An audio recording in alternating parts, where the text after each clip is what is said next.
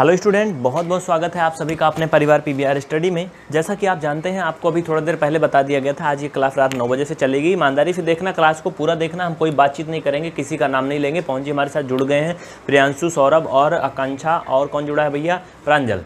तो बहुत से छात्र जुड़े हुए हैं।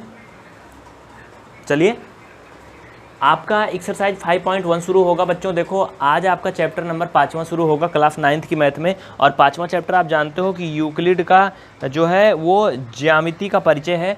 तो यूक्लिड की ज्यामिति का परिचय के जो चैप्टर का मटेरियल है, उसको शुरू करने के पहले आपको ये कुछ चीज़ें आनी चाहिए जो कि उसमें प्रयोग होंगी। उनका कॉन्सेप्ट आपको बहुत ही महत्वपूर्ण है। जैसे कि लड़ाई में जाने के लिए सबसे पहले आपको औजार की व्यवस्था करनी होती है, आदमियों की ज़रूरत पड़ती है, उसी तरह से पहले ये ज़रूरतें आपको पूरी करनी पड़ेंगी।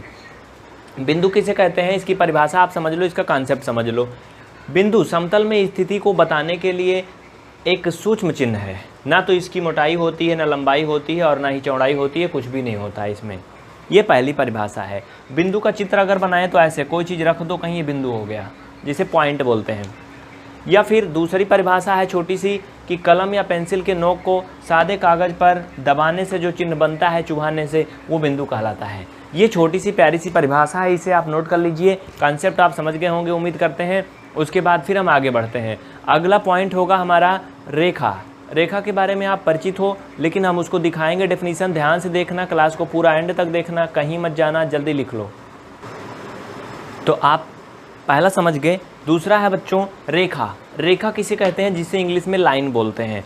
आपने अभी अभी सीख लिया था कि क्या सीखा था, बिंदु किसे कहते हैं, परिभाषा देख लिया ना, कि पेंसिल या पेन को कागज़ पर चुभाने से जो निशान बनता है वो क्या कहलाती है, बिंदु कहलाती है। या फिर इसकी परिभाषा दूसरे तरीक़ा से आपने देखा था कि समतल में स्थित किसी सूक्ष्म बिंदु को जो किसी चीज़ की स्थिति बताने के लिए दिखाया जाए, वो बिंदु कहलाता है।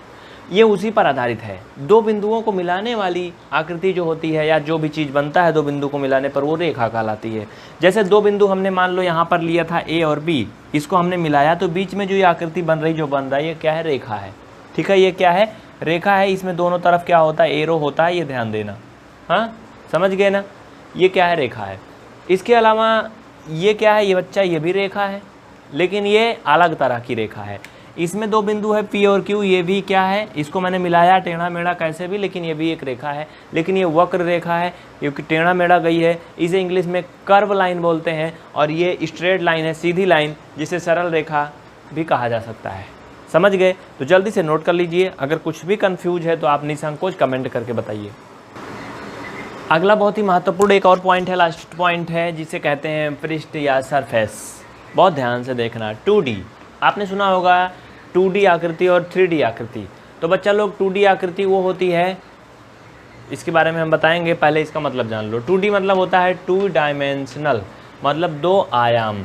और 3D मतलब होता है जिसमें मतलब एक से अधिक आपको फेस दिख सके, यानी जिसमें 6 फेस आपको दिख सकें, ऐसा मान लो, वो 3 डायमेंशनल होती है।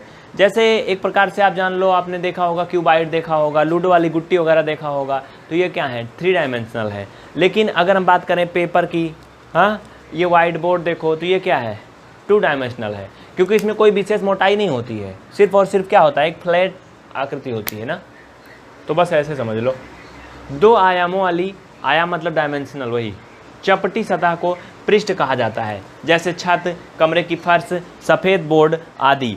तो 2 डायमेंशनल का मैं आपको इसमें अंतर बता देता हूँ, ध्यान से देखो। 2D और 3D आकृति क्या होती हैं, देखो दोनों में अंतर समझ लो बच्चा। ये क्या है, ये एक 2 डायमेंशनल शेप है, या फिर आकृति ऐसे कर लो, ठीक है। ये क्या है, 2 डायमेंशनल है, यानी इसमें कोई ऊंचाई है नहीं ना, इसमें सिर्फ और सिर्फ क्या है, लंबाई है और चौड़ाई है, बस यही तो है ना, बाकी और कुछ नहीं है ना। जैसे अगर मैं यहाँ फिगर बना दूँ, ये देखो, ये क्या है, इसमें लंबाई और चौड़ाई है बस, मतलब सॉरी, लंबाई चौड़ाई तो कुछ नहीं है, एक प्रकार से आप जान लो ये सर्कल रूप में है। ये क्या है, 2 डायमेंशनल है। लेकिन मैंने एक वर्ग बना दिया, ये क्या है बच्चा, ये भी क्या है, 2 डायमेंशनल है।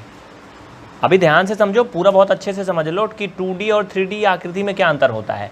और 3D की अगर बात करें तो ये भी क्या है, एक 3D आकृति है, जिसका मैं अभी आपको रियल में फिगर दिखाऊंगा, बस यहीं पे देखते रहो, बहुत अच्छे से, कभी लाइफ में भूलोगे नहीं। ये देखो, इनको ऐसे बना लो, ये 3D शेप है। 3D मतलब आप जान रहे हो, जिसमें ऊंचाई भी हो, चौड़ाई भी हो, लंबाई भी हो, सब कुछ हो, 3D शेप होता है। जैसे एग्जांपल के लिए आप ये समझ लो बच्चा लोग, ये क्या है 3D शेप है। इसमें देखो लंबाई भी है, चौड़ाई भी है, ऊंचाई भी है, सब कुछ है ना, लंबाई चौड़ाई ऊंचाई सब है ना।